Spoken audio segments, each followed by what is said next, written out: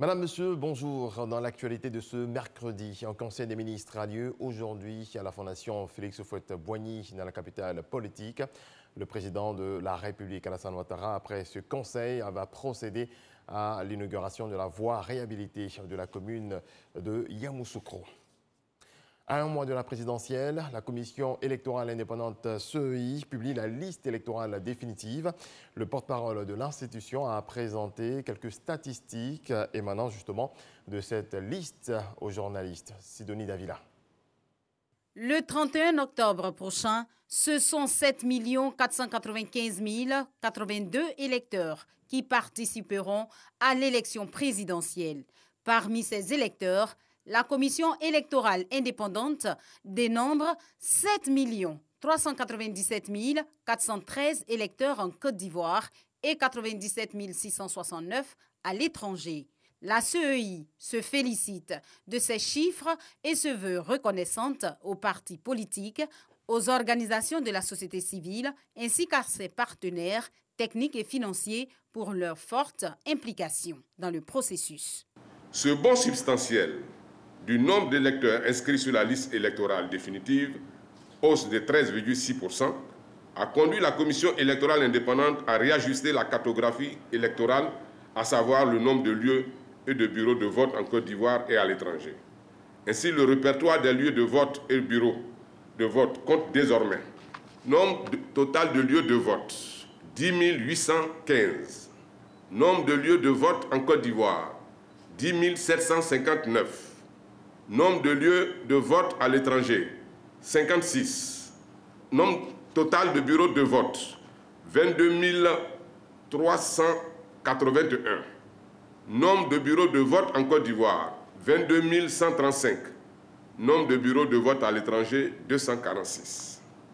Je voudrais rappeler, par ailleurs, que conformément à l'article 18 de la loi portant composition, organisation, attribution et fonctionnement de l'institution, la commission électorale indépendante a procédé du 15 au 22 septembre 2020 au renouvellement des bureaux de ces commissions électorales locales en Côte d'Ivoire et à l'étranger.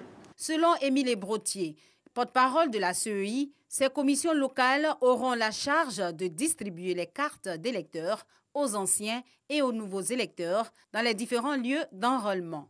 Une opération qui aura lieu dans la première quinzaine du mois d'octobre.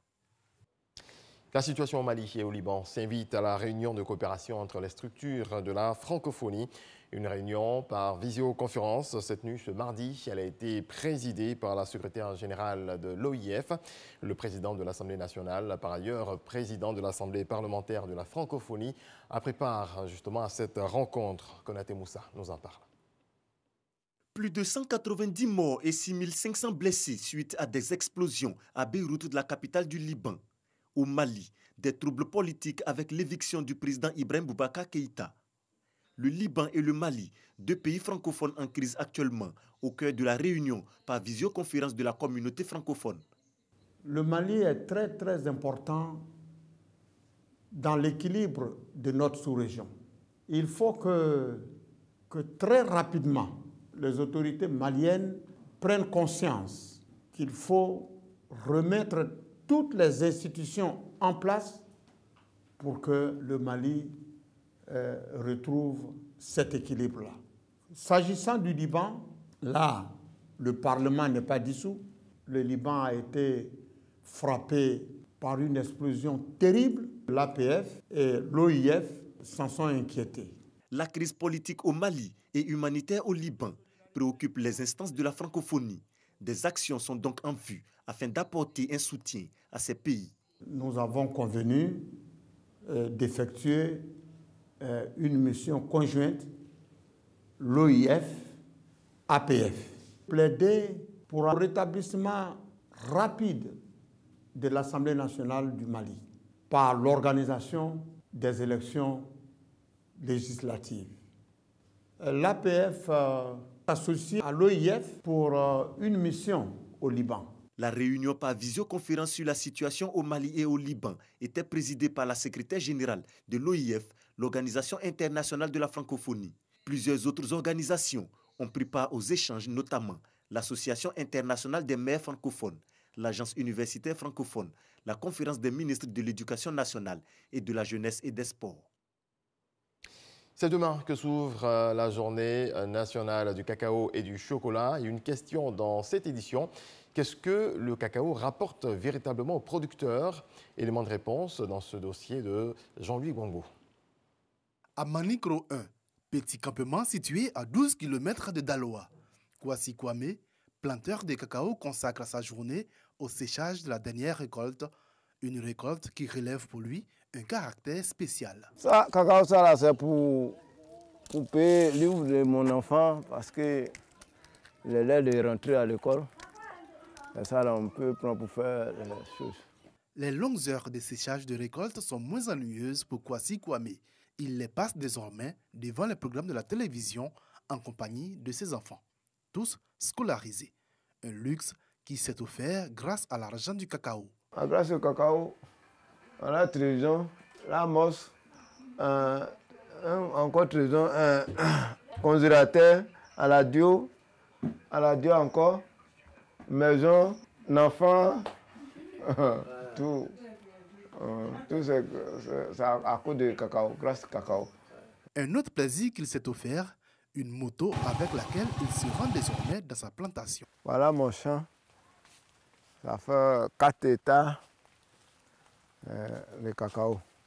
C'est grâce à lui, j'ai payé une moto. Maintenant, je viens au champ, je roule sur une moto pour venir au champ. Kwame reconnaît néanmoins que tout n'est pas rose dans la vie des producteurs de cacao. Il se considère même comme un privilégié. Tout comme ses écoliers du village de Galéa 3 dans le département de Soubré. Nous allons commencer les révisions d'abord en mathématiques. C'est compris? Ok, donc suivez-moi très bien. Eux aussi peuvent désormais jouir des richesses tirées du cacao que produisent leurs parents.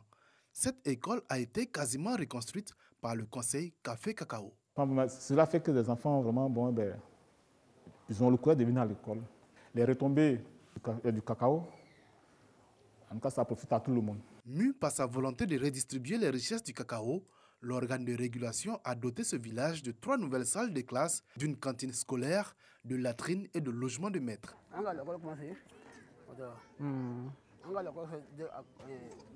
Avant, on a beaucoup souffert.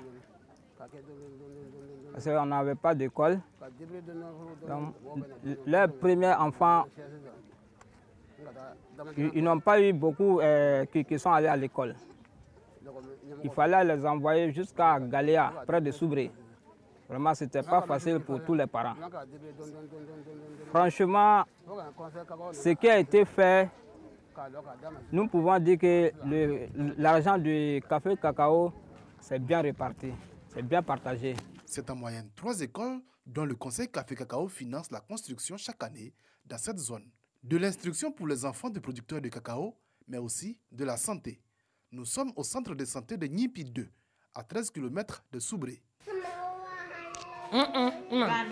Ce centre de santé a été entièrement construit grâce à un financement du conseil Café Cacao, au grand bonheur de cette population, majoritairement des producteurs de cacao.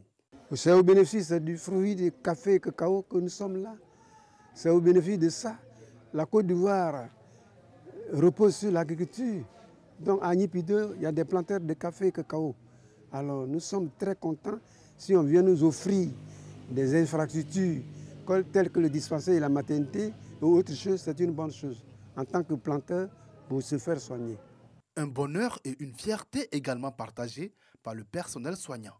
En moyenne, par mois, on peut faire 350 à 400 consultations par mois. Et on peut faire 40 et quelques accouchements. Nous sommes à un carrefour. Le centre est vraiment fréquenté. Après le dispensaire, c'est à une maternité dont rêve désormais la population de Nipi 2. À l'orée de cette nouvelle campagne, ces producteurs n'ont qu'un seul souhait. Un prix borchant supérieur à celui pratiqué au cours de l'exercice qui s'achève. Cacao là, quand on cueille là, vraiment, on souffre. Et puis le prix là, même quand on dit, c'est pas tout le monde qui perd dessus. Si il diminue le prix, aussi, il fait bien. Mais on est sûr comme ça. On va dire comment. Mais vraiment, il faut que le prix là soit bon. Si au moins 1000 francs, on soit là, Si tu as beaucoup d'enfants, tu peux faire en paix. Une juste rémunération selon eux pour leur contribution à l'économie cacaoyère afin de changer de façon définitive leurs conditions de vie et celles de leur famille. La dernière enquête des ménages montrait en effet que 54,9% des producteurs de cacao vivaient au-dessous du seuil de pauvreté en 2015, alors que le cacao représente 15% du produit intérieur brut et plus de 50% des exportations du pays.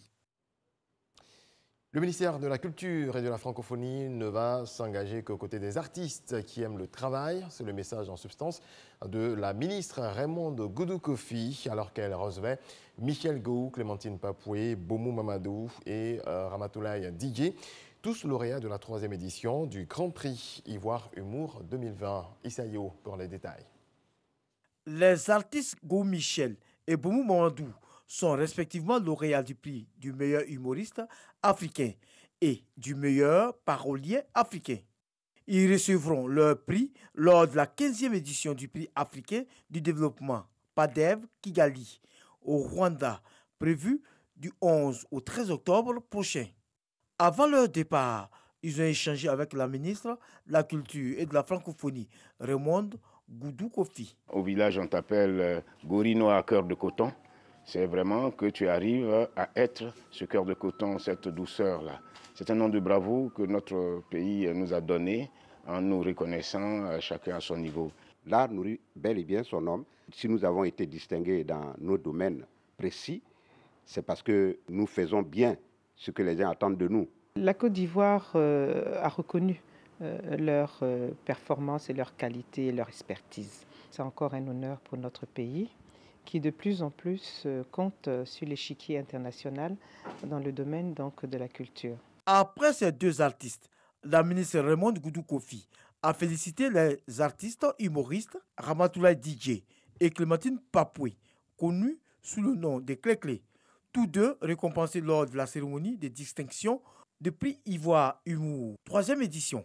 J'ai osé et aujourd'hui, j'ai eu 3 prix, meilleur humoriste scène et puis une voiture. Décerner des prix dans son propre pays, c'est le plus important. Quand tu fais un travail, quand tu fais quelque chose, qu'on le reconnaît, qu'on reconnaît ton mérite, ça veut dire que tu ne t'es pas trompé.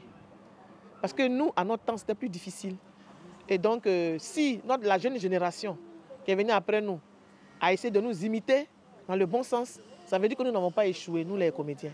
Ces échanges avec les artistes ont été l'occasion pour Raymonde Goudou Kofi d'indiquer que désormais, son département va aider les créateurs, travailleurs. C'est un honneur pour la Côte d'Ivoire de voir des jeunes gens réussir à réaliser leur rêve, qui est celui de promouvoir la culture ivoirienne.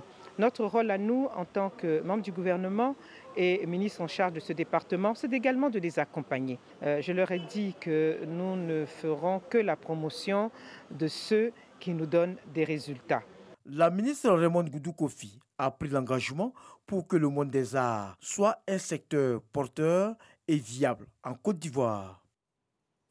Dans le reste de l'actualité, moins de 48 heures après les sévères critiques adressées par le président Emmanuel Macron à la classe politique libanaise et plus précisément, spécifiquement au parti chiite, le chef du Hezbollah a répondu. Hassan Nasrallah a adressé des critiques contre la forme et le fond du discours d'Emmanuel Macron, tout en réaffirmant son soutien aux efforts de la France pour aider le Liban à sortir des multiples crises. Cependant, l'initiative française ne doit pas se transformer en mandat ou en tutelle, a-t-il prévenu. À 5 semaines de la présidentielle américaine du 3 novembre, Donald Trump et Joe Biden se sont affrontés pour la première fois hier soir lors d'un débat télévisé qui a donné lieu à un duel plus que musclé.